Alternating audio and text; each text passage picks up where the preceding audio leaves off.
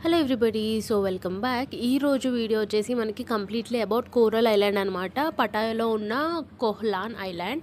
So అక్కడికి ఎలా వెళ్ళాలి, ఎంత అమౌంట్ అవుతుంది, ఏమేమి ఉంటాయి అవన్నీ చూడడం కోసం అని చెప్పేసి ఈ వీడియో.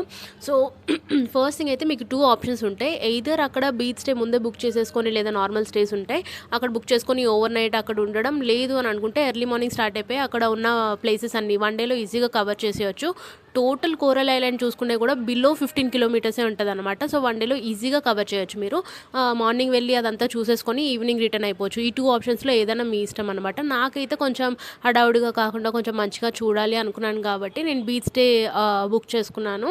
బీచ్ స్టే కూడా నాకు ఏమనిపించింది అంటే మన దగ్గర ఉన్న స్టేస్తో కంపేర్ చేస్తే చాలా రీజనబుల్గా వచ్చినట్టుగా అనిపించింది. అందుకే బుక్ చేసుకున్నాను. ఎలా వెళ్ళాలి అని అంటే మాత్రం మనం ఫస్ట్ ఎక్కడి నుంచైనా గ్రాబ్ అదంతా బుక్ చేసుకొని బలి హైపర్ అని ఉంటుంది పటాయాలో, అక్కడికి వెళ్ళిపోతే మనకి స్టార్టింగ్లోనే 300 అండ్ 150 అనే పెద్ద పెద్ద బోట్స్ కనిపిస్తాయి అనమాట. అది స్పీడ్ బోట్ కోసం. సో ఇక్కడికి మీరు ప్యాసింజర్ బోట్ గురించి అడిగితే అయితే ఏమి చెప్పరు. ప్యాసింజర్ బోట్ ఎక్కాలి అనుకుంటే ముందుకు నడుచుకొని వెళ్ళాలి. సో ఈ స్పీడ్ బోట్ ఏంటి అంటే 300 రూపీస్కి అయితే 300 బాట్ నాట్ రూపీస్. సో వెళ్ళడానికి రావడానికి బుక్ చేసుకుంటే మాత్రం 300 తీసుకుంటారు. లేదు ఓన్లీ వెళ్ళడానికి అని అనుకుంటే 150 బాట్ ఛార్జ్ చేస్తారనమాట. సో నన్ను అడిగితే మాత్రం స్పీడ్ బోట్ కంటే ప్యాసింజర్ బోట్ బుక్ చేసుకోవడం బెటర్ అని అంటాను. ఎందుకంటే passenger boat only 30 baht charge చేస్తారు. లైక్ 30కి కాస్ట్ ఎఫెక్టివ్ కదా, 30కి 150కి చాలా డిఫరెన్స్ ఉండింది. సో ఇంకొక సెకండ్ థింగ్ ఏంటి అంటే మనకి స్పీడ్ బోట్ ఫుల్ కవర్డ్ ఉంటుంది అనమాట. సో వ్యూస్ ఏం రావు. అదే మనం నార్మల్ ప్యాసింజర్ బోట్లో వెళ్తే వ్యూస్ చాలా మంచిగా కనిపిస్తాయి అనమాట. సీ వ్యూ కనిపిస్తుంది and buildings view, everything, island view అన్నీ కనిపిస్తాయి. అండ్ థర్డ్ థింగ్ ఏంటి అని అంటే ఇది ఫుల్ క్లోజ్డ్ ఉండడం వల్ల మనకి గాలి ఏదో ఫుల్ స్వెట్టింగ్ అలా వచ్చేస్తుంది అనమాట.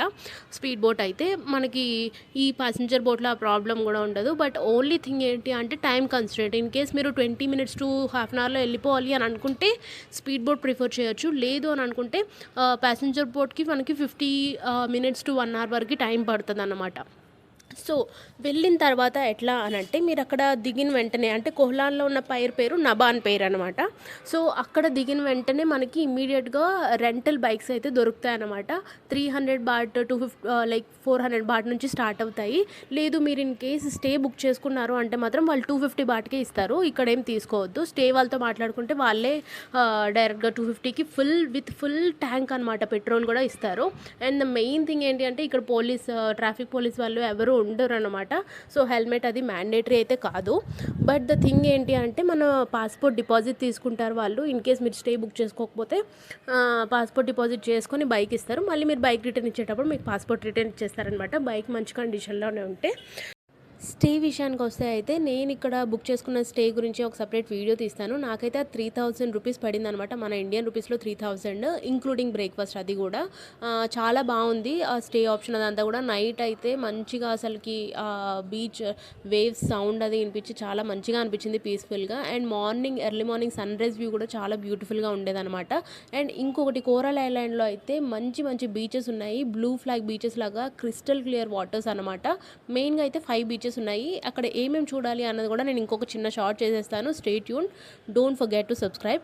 అండ్ ఇక్కడ ఇంకొకటి మిస్ అవ్వకుండా ఉండాల్సిన ప్లేస్ ఏంటి అని అంటే ఇక్కడ కేవ్స్ అనమాట. ఎంత క్యూట్ కేవ్స్ అని అంటే, బట్ అవి late nights and early mornings అయితే ఓపెన్ ఉండవు అనమాట. దానికి స్పెసిఫైడ్ టైం ఉంటుంది, ఆ టైంలోనే వెళ్ళాలి. బట్ అవి క్లోజ్ అయితే చేయరు, మనుషులు ఎవరు ఉండరు. బట్ అలానే క్లోజ్ కూడా చేయరు అనమాట. నాకు అది కొంచెం లైక్ సర్ప్రైజింగ్గా అనిపించింది. మన దగ్గర నార్మల్గా క్లోజ్ చేసేసుకొని వెళ్ళిపోతారు కదా. అక్కడ బైక్స్కి కూడా చాలామంది కీస్ వదిలేస్తారనమాట. వాళ్ళకి దొంగల భయం అది ఏమి ఉండదేమో, నాకు అది చాలా బాగా అనిపించింది.